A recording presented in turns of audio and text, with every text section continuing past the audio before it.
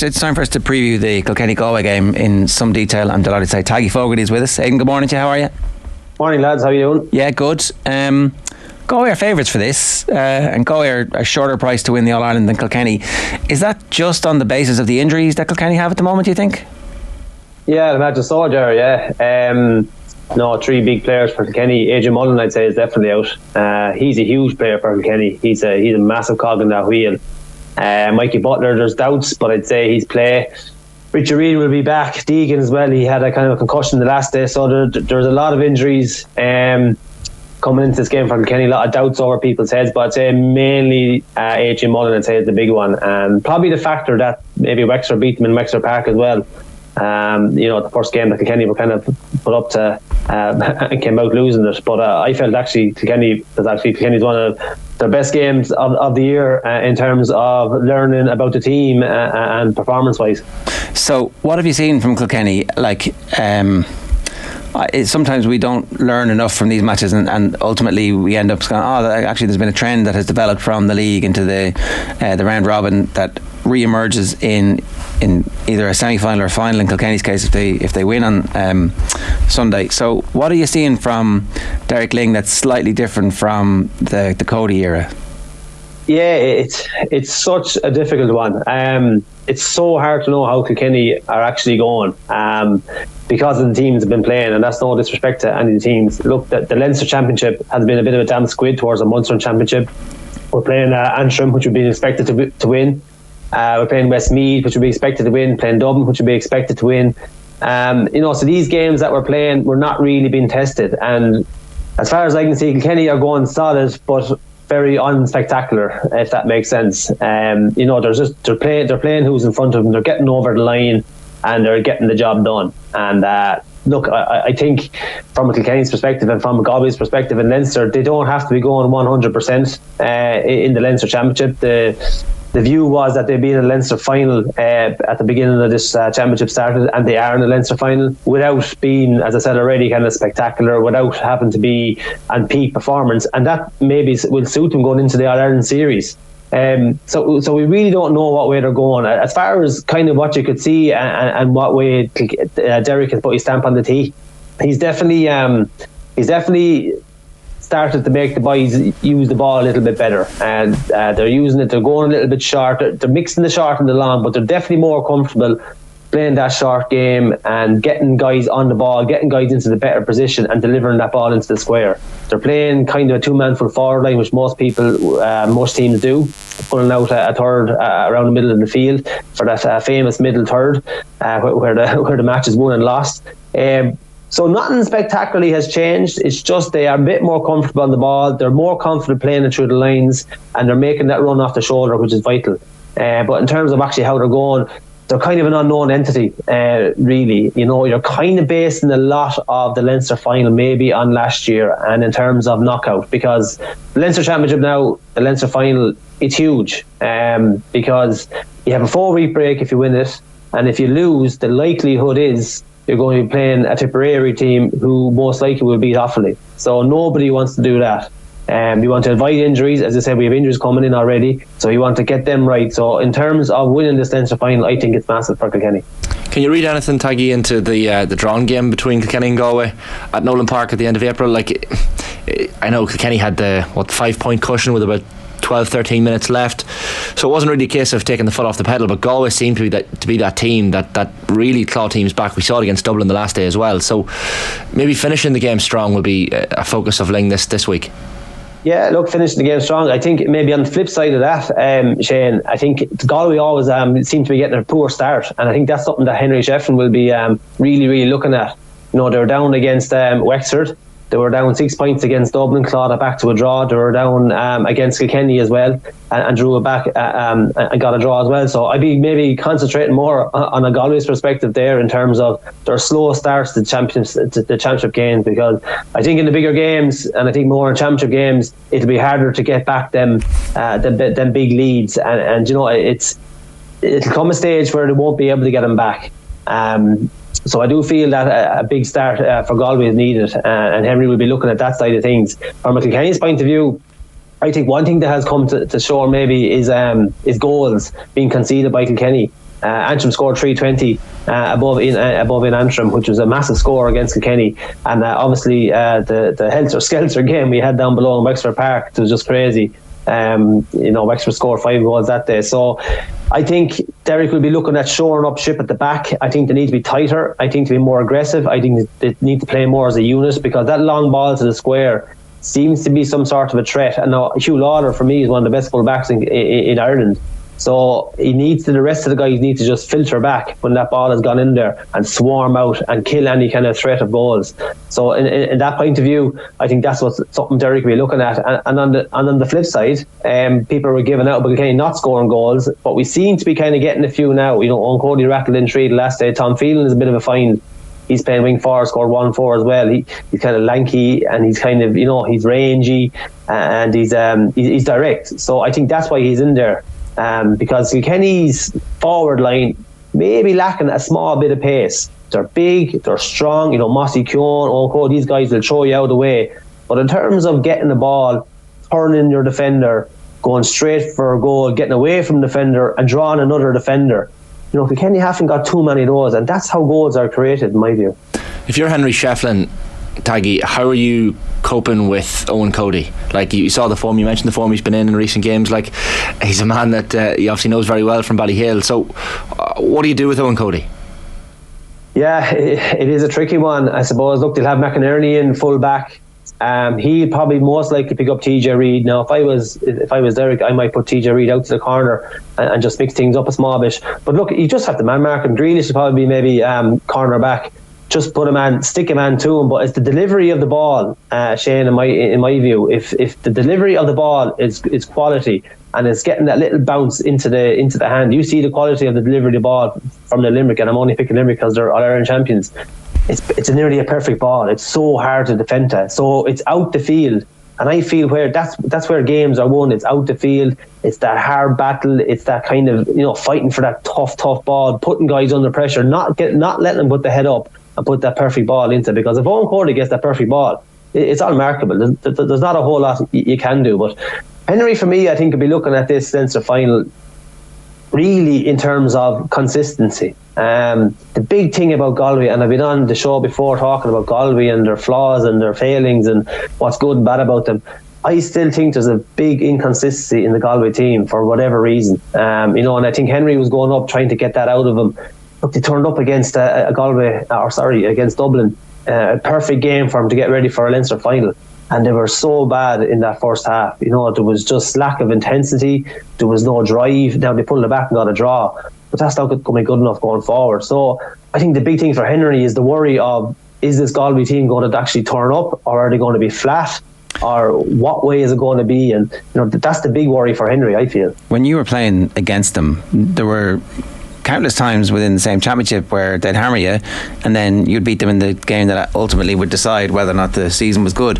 Could you tell on the day, how quickly into a match could you tell, this is handy today? What was that like?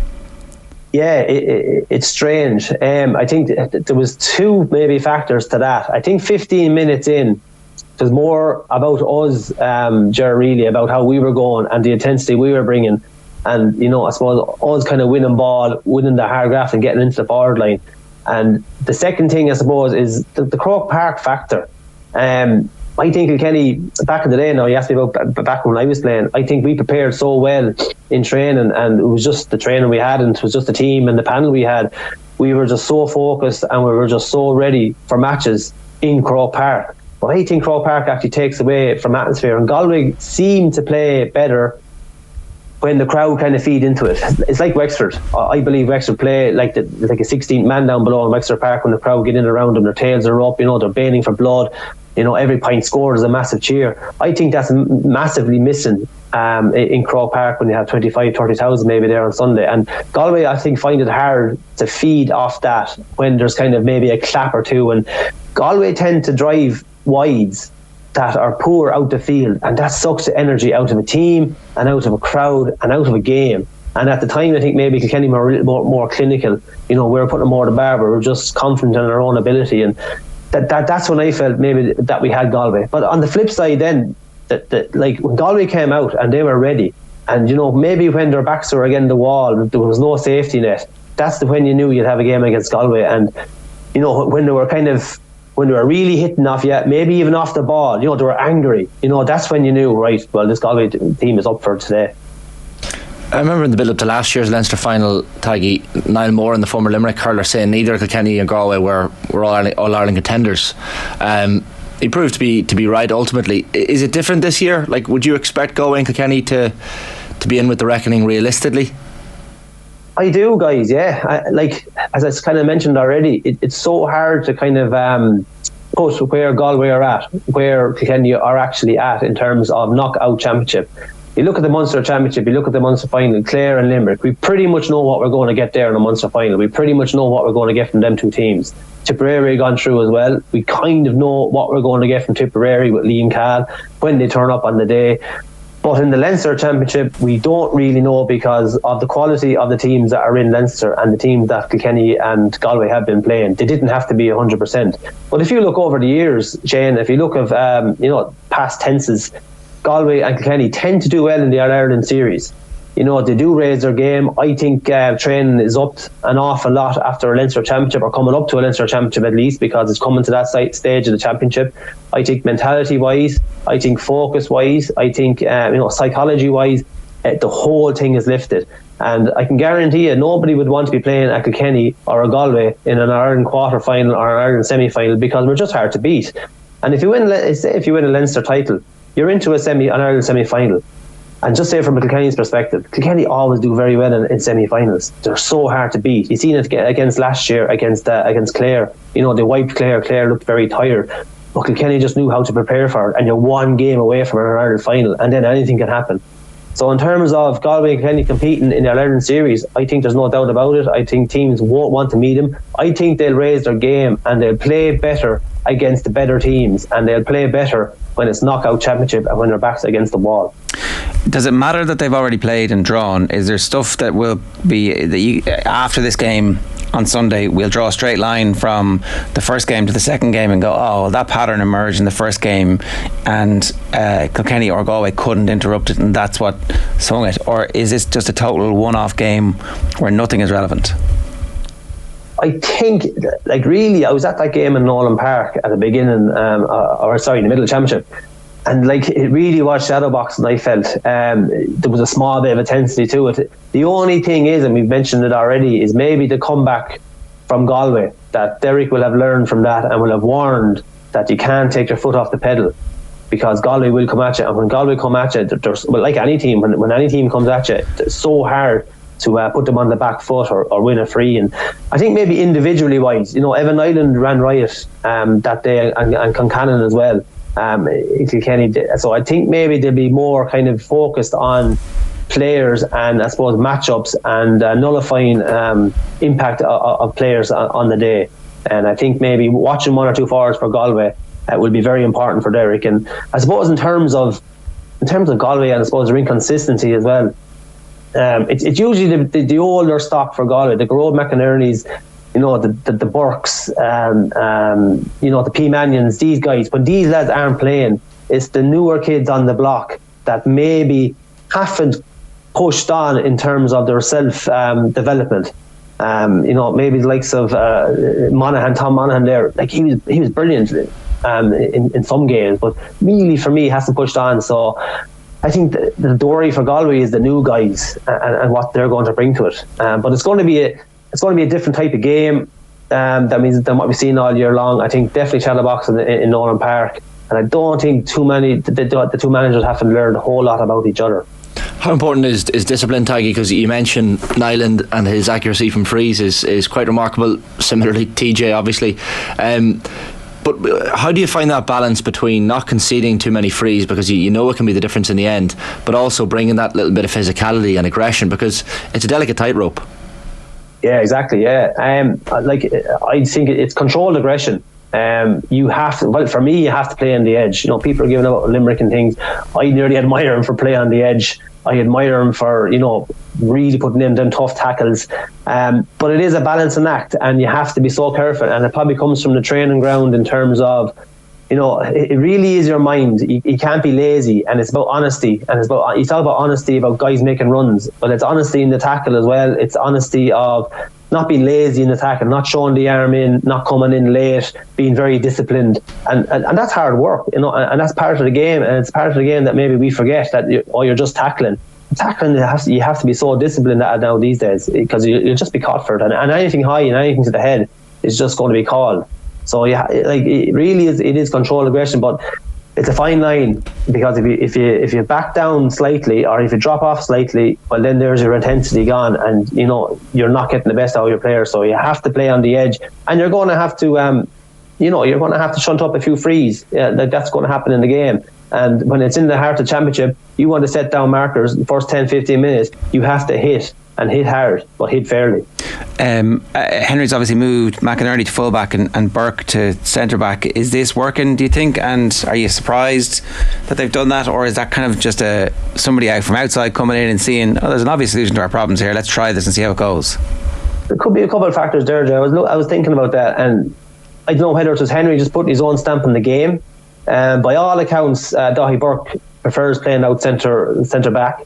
That's just talking to a few Galway guys. He prefers that position.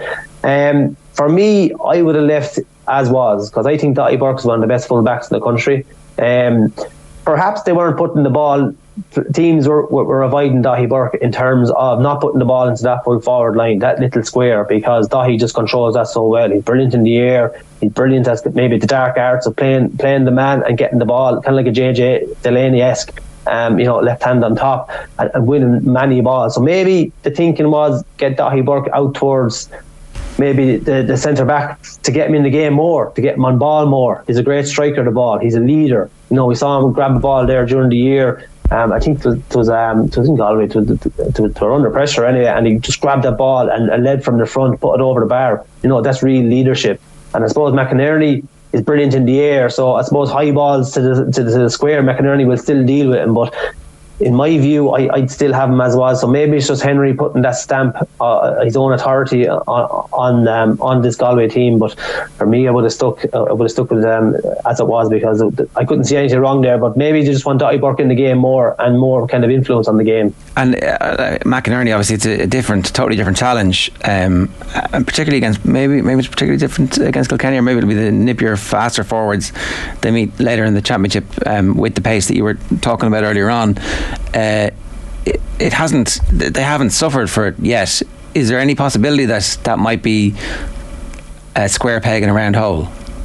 Well, possibly, exactly, yeah. The days of the high balls going to the square, that's more so when a team is under pressure. We've seen it with Wexford, we've seen it with Dublin. When you're under pressure, you just hit that ball to the square and you're looking for a goal.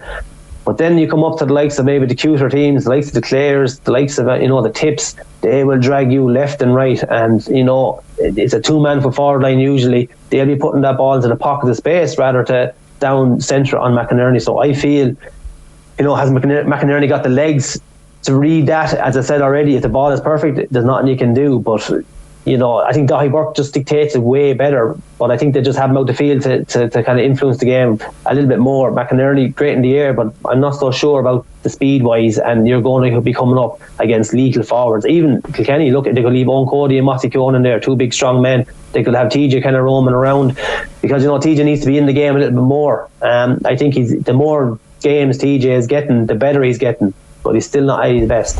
How important is the in-game management, Taggy? Because both sets of managers have a decent bench to pick from in terms of strength and depth, but I even think back to the Galway game against Wexford, I think it was, earlier in the league, and Shefflin brings Concannon off the bench, changes the game completely. Ronan Murphy comes off the bench as well, Salmon as well. So the in-game management is going to be crucial. So in many regards, it comes into the last 15-20 minutes, it's who gets that right. Yeah, it's massive. I think it's all about the bench now, and I think maybe even if you look at Limerick, I know we're talking about Galway, but if I keep going back to Limerick, but I think that's maybe one of Limerick's failings this year, is how they're finishing out games, and how that's maybe why teams are staying really close to them, is because the Caseys and these guys are coming off, but they're not doing as much damage as they were. So you need guys coming off the bench to make an impact, and it's huge to get that right in terms of who you're going to take off the bench. Kilkenny have a very strong bench in terms of leadership and in terms of experience. You have Walter Welch, you have Pádraig Welch. These guys coming on, they know how to finish out games. Galway, I don't know whether they have the strong bench, to come on and make a difference. It's a real young lads. The Bahan, I think it was Monaghan? No, it was it came on against Kilkenny, got that final point. They need guys like that to come off to make an impact on the day, and it's huge to see out a game, because it is a 20-man panel, it is a 20-man game now, and the way the game has gone, it's so intense, it's so ferocious. You need fresh legs, but you need guys to come off and make that difference. Was it McLaughlin came off the bench? McLaughlin, that's it, McLaughlin, yeah. He actually came on for Conor Whelan. I did want to ask about Conor Whelan,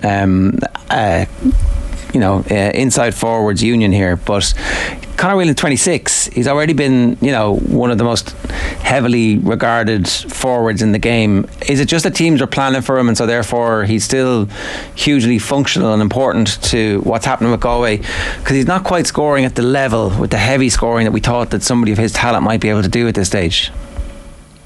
Yeah, I think there's maybe two factors going on here, Ger. I think that the delivery to Conor Whelan has been very poor. I think Galway are a small bit lethargic and a small bit slow giving in that ball, and they're going for scores out the field which are probably a 70-30 shot at goal, and they're kind of driving them wide. And I talked about already, taking the energy out of that Galway team. I think Galway just need to be really clinical in terms of getting that ball to the delivery zone of the wing back line and looking up and giving into Conor Whelan. Conor Whelan has been starved of possession. I'd love to know his possession stats in terms of the ball being delivered and what he's actually getting. And then the follow-on factor from that is, as a player, if you're not getting on the score sheet, if you're not getting ball, well, you're kind of thinking, well, is it me? Am I playing bad? Am I off form? I was taken off against Kilkenny in big games. But I just think that the way Galway are not playing to the attributes of Conor Whelan, because you need to be feeding that guy as much ball as you can. You could imagine, the likes of an Aaron Gillan not getting ball. Like, it's criminal, to have someone in there and to be so effective and be so good. And Conor Whelan plays with a little bit of confidence. He plays when he's on the ball, his tail is up. That's when he's really hard to mark, but he's not getting enough ball. The delivery from the Galway out the field players is just not good enough, in my opinion. Okay, so you don't hold him responsible for the level of performance we've seen so far? I don't. I actually hold kind of the delivery of the ball and the way Galway are setting up and taking these pop shots from out the field. And that's great when they go over, don't get me wrong, and they need to be doing it, because maybe it's been shored up out the field that they need to take these shots from the wing back line and the midfielders. But I still feel that it's not Conor Whelan's fault that he's maybe not playing to his potential. It's more the delivery going into him and the amount of ball going into that full forward line of Galway. I've seen it against Kilkenny. They weren't putting that ball into the full forward line until the second half, and that's when they started the motor. Okay, as we said at the start of this, Galway are slight favourites. Do you make them slight favourites? I don't really. I'm not sure how Galway take this Leinster final. I'm not sure how a Leinster final is up there in terms of silverware for Galway. There's a bit of tradition in Kilkenny, in Wexford, in Offaly about winning a Leinster title. I think there's a bit more kick in Kilkenny, they really want to win this Leinster title. The only thing will be for Galway is that going through the front door, I think it's very important. I think for Henry Shefflin, I think for this Galway team, it's important that they pick up a bit of silverware. I think they're maybe a small bit under a bit more pressure than Kilkenny, so maybe that's why they're slightly favourites going in. But I think Kilkenny, if they turn up, if Adrian Mullen is probably going to be out, but I still they're a very good team. And I suppose it's if Galway turn up, it's the inconsistency of, if they show up, they can beat anyone, and if they don't show up, well, they can be flat, lethargic, and the whole thing can be a damn squid. All right, we'll see what happens. Aidan, good stuff. Thanks a million for joining us. Cheers. Thanks, guys. It's Taggy Fogarty there. We managed to get through the whole thing there, Shane. Yeah, we did. Well done. Without saying Taggarty? Yeah, someone in the comments that I knew was going to say it, but they haven't said it yet. I think I called Taggy Taggarty 3 times the last time he was on. And obviously I know Taggy, I've been on air with him many, many times. Just that day, whatever it was. I think it was Johnny Ward beside me, possibly. Oh, yeah. So I was distracted. But yeah, Taggarty.